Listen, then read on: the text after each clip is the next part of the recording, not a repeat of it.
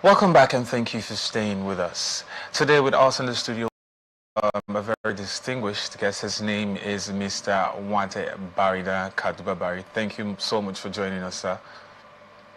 Thank you for having me, Francis. Yes, we're glad to have you. So let's delve right into the stories that we have for today.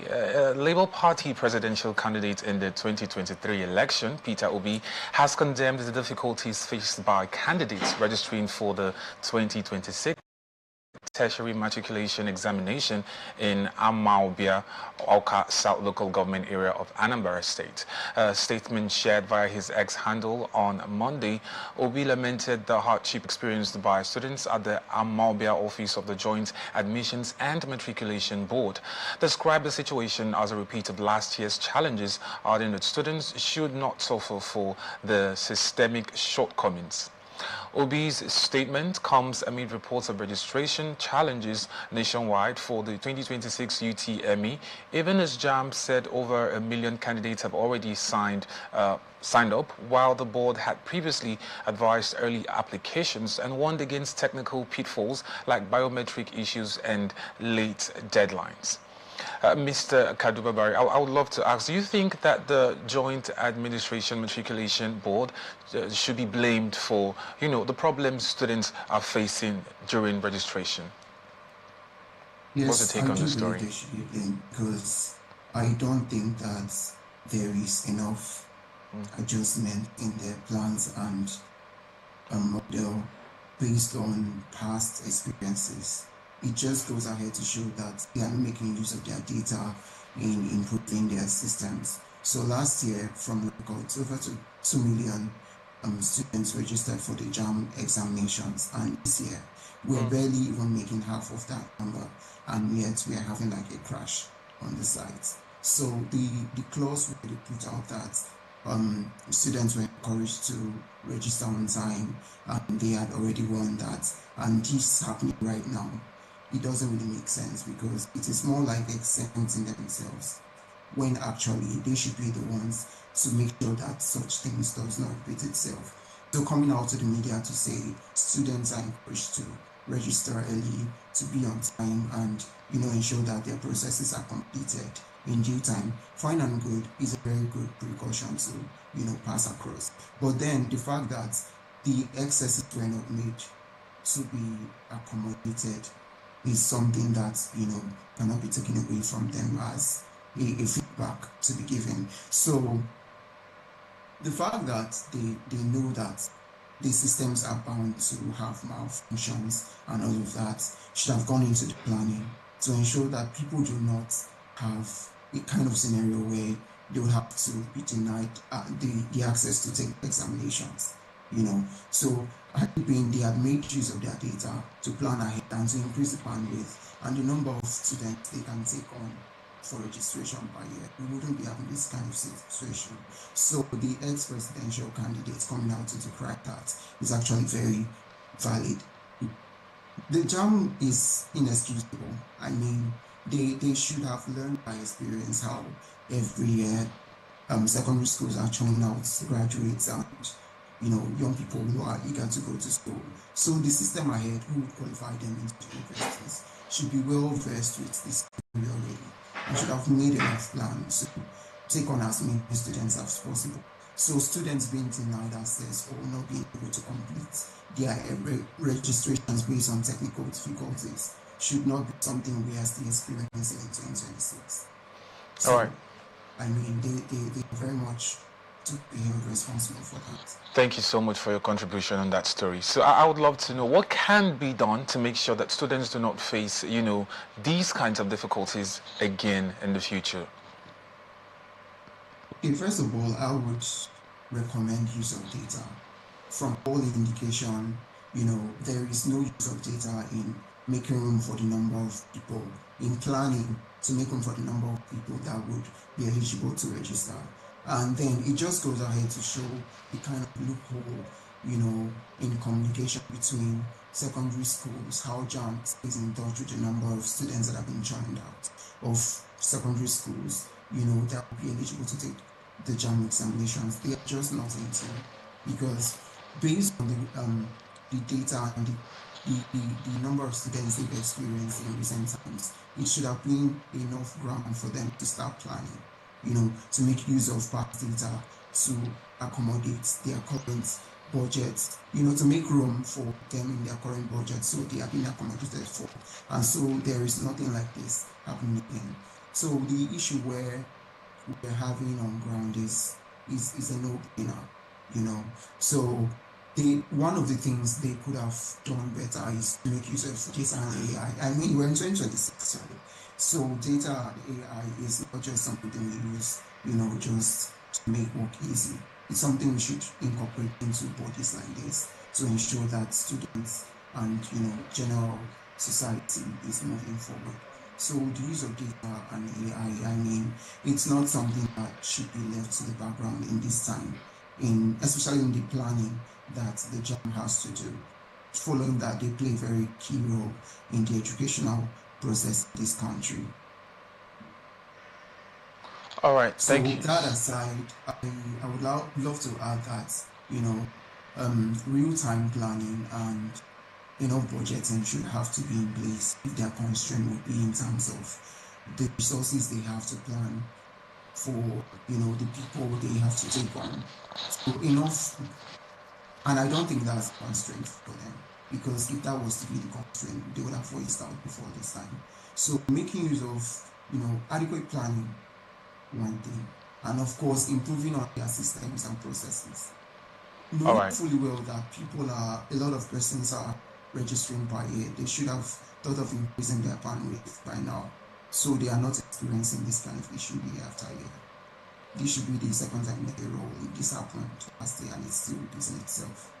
Very correct. Thank you so much. Thank you so much for your contribution on that story, Mr. Kadu Babari. So moving on to the next story that we have, the Federal Airports Authority of Nigeria says fire outbreak has reportedly engulfed the old terminal of Murtala Mohammed International Airport in Lagos, a facility currently undergoing a multi-billion naira renovation.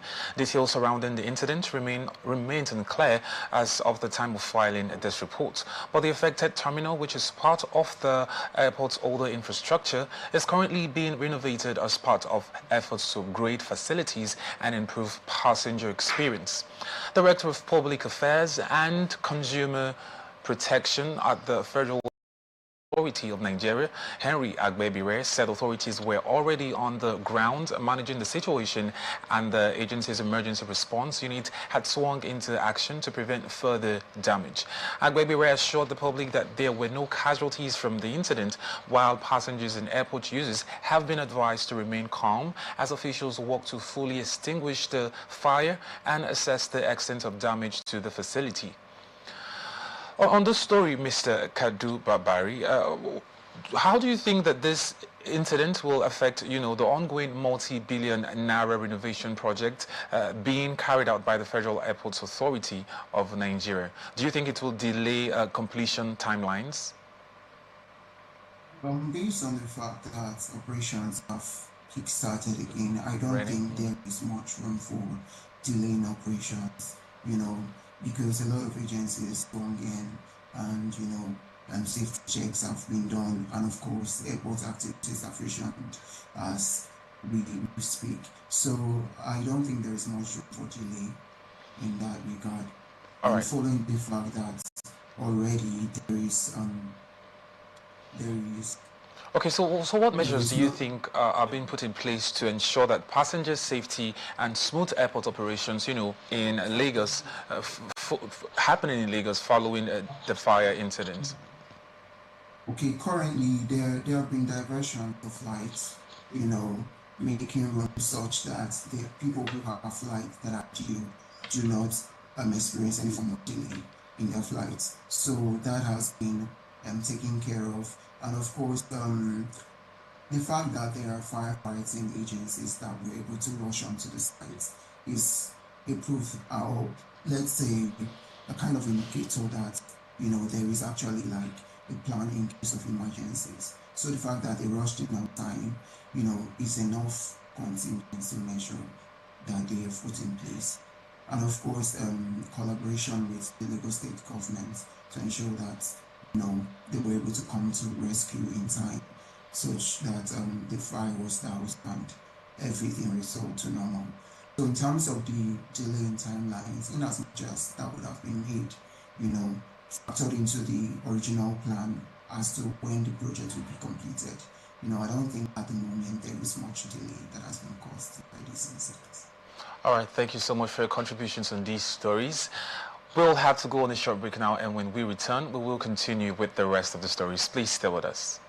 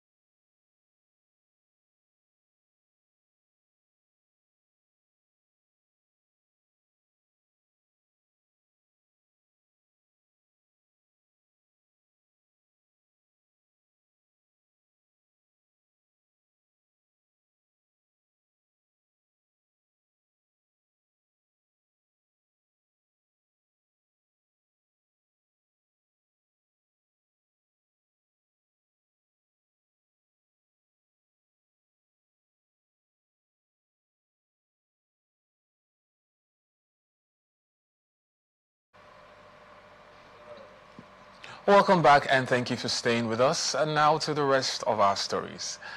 Operatives of the Economic and Financial Crimes Commission, EFCC, have arrested 20 suspects over alleged electoral offences during the February 21, 2026 Federal Capital Territory Area Council elections as authorities move to curb vote trading and related violations during the exercise. A statement shared on its official X page, the Commission said the suspects were apprehended across the FCT for the offences including vote buying, vote selling and obstruction of electoral offices, involving a total sum of 17,218,700, while one of the suspects was arrested with a sum of 13,500,000, which is 13.5 million, in a car parked beside a polling booth in Kwale local government area. According to the EFCC, the arrests were made in different locations within the territory, with 2 suspects picked up in Abaji, 9 in Gwagwalada, 4 in Kuje, and 4 others in Kwale, adding that the operation formed part of efforts to address electoral malpractice and ensure compliance with the law during the local government polls. The commission further said investigations are ongoing and that the suspects would face prosecution upon conclusion of the process. Wow, Mr. Kaduba Bari, I would love to know what proof does the Economic and Financial Crimes Commission have that these people were actually, involved in vote buying? And when will they be taken to court, or do you think they should be taken to court? So talking about proof, I think for a normal right-thinking person, someone having that amount of money in their trunk, somewhere close to an election site, should have given anybody who is there away. Yeah. I mean, you agree with me? Because what would you be doing with that kind of money close to an election area? And the fact that these places were in remote villages, Abaji, Gwagwalada and the rest, on the outskirts of Abuja. And people are very much prone to vote buying or being victim of vote buying and selling these those in remote villages. So the fact that these people were strategically positioned in remote areas is enough proof that these guys are involved in electoral buying, and of all days for them to be available or to be around these polling units is on election day. I mean that's enough to even prove to an ordinary person, not to talk about an intelligence agency like EFCC. So I think that is enough proof left for those who were being caught, to defend themselves out of the situation. Okay, so what do you think should be done to stop vote buying, from happening again in future elections? Because we've had these cases repeat itself over and over again. So what do you think should be done to stop vote buying, from happening in future elections? Personally, I do not think that there is enough voters' education or sensitization being done, or even the effects of this vote selling and buying emphasized enough. So if there is enough education, at least to start with, and the implications for these people who are selling their votes, if they are aware of it, that cuts the whole scenario down a whole 100%. And of course, something else that will be done or should be done that is already in place, right, is the fact that the EFCC and other intelligence, agencies are already being involved. So that is something that is already being done to curtail all of this, and much more. We've had improvements in our electoral processes where we had the use of PFAS and all of that. So discouraging people majorly, because what we are having is a people's problem. So if we're able to really educate people, they'll be able to even give those away who are involved in this. So somebody, and something else too is to solve our economic problem, or even have a way of having an improvement in the way we are economically, because most people who are victims of these barely have enough to go by or do life with. So there is so little that they can do until these economic problems are being attended to. So already we have the case where the INEC is pushing for stronger electoral reforms, to support the process of vote buying being illegal. Of course, the implementation we are seeing, because if it were not being implemented, we wouldn't be having this case of, the EFCC invading areas to really catch people. So it means that we're already doing the much we can as a people and as a government. So much more, the public sensitization and voters education is something, and then for us as a people to demand or to cut down on civil society pressure, is something that we have to do. There's a lot of people, involved in this electioneering process and even the voting and, being voted for process. So if there is like a lessening of the pressure that people experience, these things happen because the masses, the uneducated masses, who have been recruited to carry out these things. If they knew the implication, right, most of them will not be doing this. And because, they just want to prove a point beyond the fact that regardless of who is going out there, whether the person will be able to perform, if there is a lesser pressure, and then people who are really very eligible for these processes being suggested to run for these kind of offices, would have less of these kind of situations. So summarily, I would say that it's because we have people who are somehow, if they are even eligible, not being supported by the people.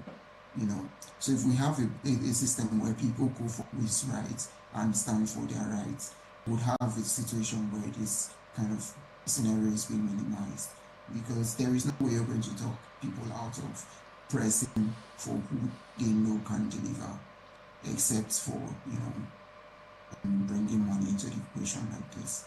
So people being aware of who they are going for, and of course the system being fair enough to take on what people really want, by discouraging acts like this is the way forward. All right, thank you very much for your contribution on that story.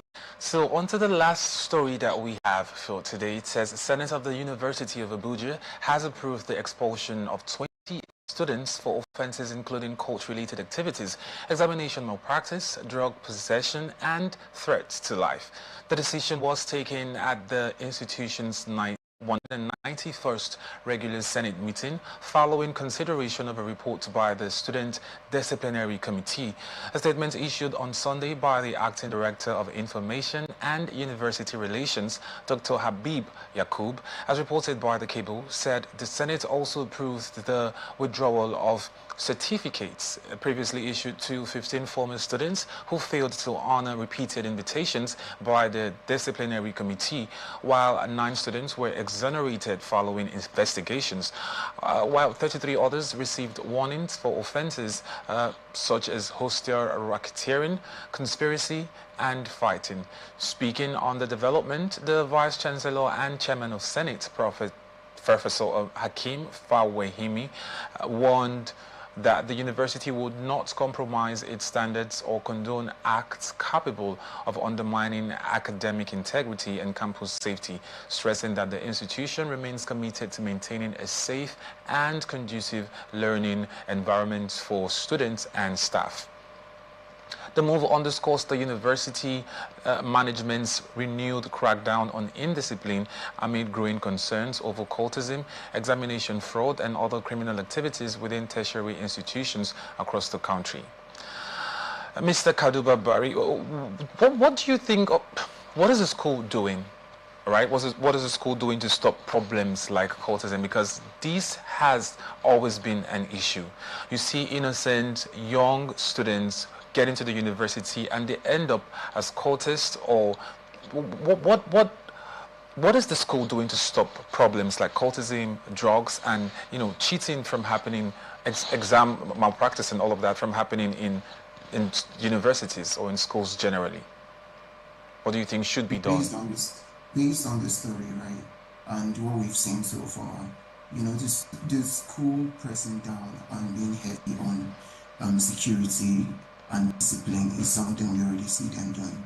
So instilling discipline in students by punishing offenders is a very huge step that this school is taking to ensure that things like this are being discouraged from repeating itself. So tightening of the security situation where students don't see room to engage in cultism is something that is on the rise these days.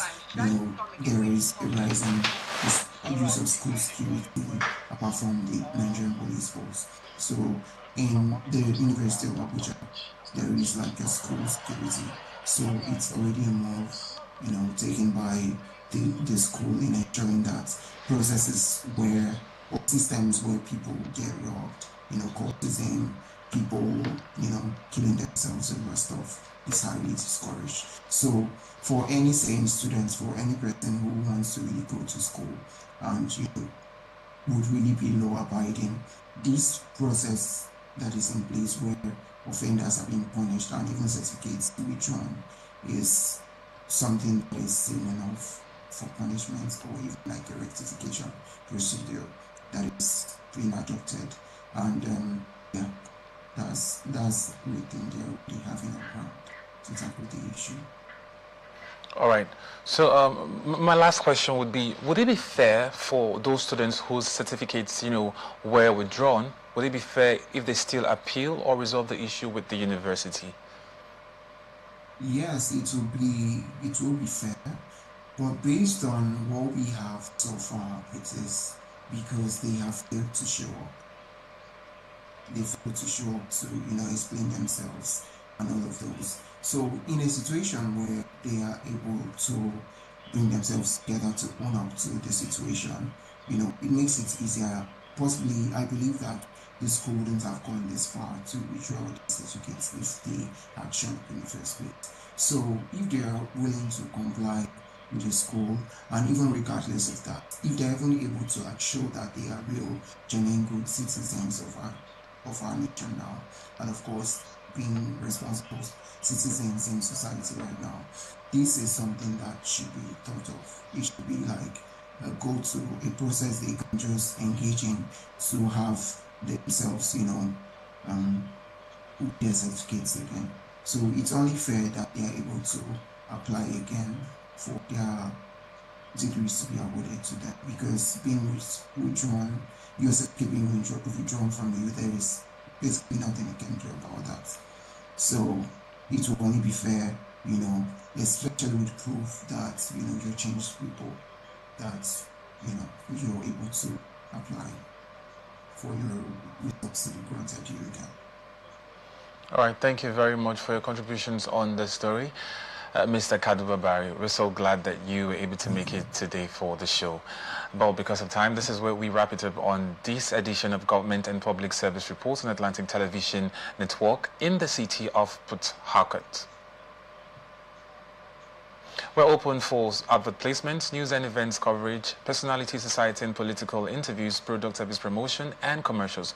Watch us live on www.atlanticnetwork.tv, Evo TV channel 205, Limex TV platform, Ifestec platform, Apple TV, Ninja TV, Iroko TV. Connect with us on 18 socials, subscribe, like, and share. Facebook and YouTube, Atlantic Television Network, Instagram and TikTok, Atlantic TV Network 1. On Twitter now X at Atlantic TV Net. Peace and unity are the pathways to progress. Thank you for watching. I am Francis Neka. The board, management and staff of Morrison Media Group presents the 2026 anniversary celebration lecture of Morrison Media Group. Theme: Media's role in shaping social change, addressing inequities and empowering voices. Chairman Alex Ndudi Enebele, FSM, President, Institute of Strategic Management of Nigeria, Chartered. Keynote speaker, Professor Armstrong Idachaba, Professor of Media and Broadcasting Communication. Panelist, Professor Chris Ochonogo, Immediate Past Head of Department, Journalism and Media Studies, University of Port Harcourt. Dr. Ijoma Tobosia, Secretary, NUJ, River State. Dr. Sarah Joe, University Orator and Associate Dean, Faculty of Communication and Media, River State University, Port Harcourt. Dr. Ibiere Koki, Ignatius Aju University of Education, Rumolomini, Port Harcourt. Chief Host, Dr. Chinyere Igwe, Esquire, Chairman, Morrison Group.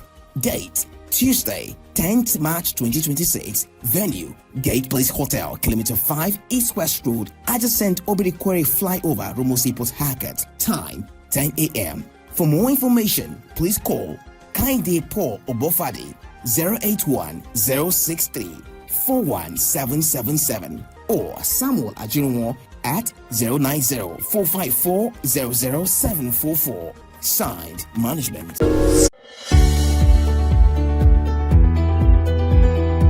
People into the country illegally. That is amazing.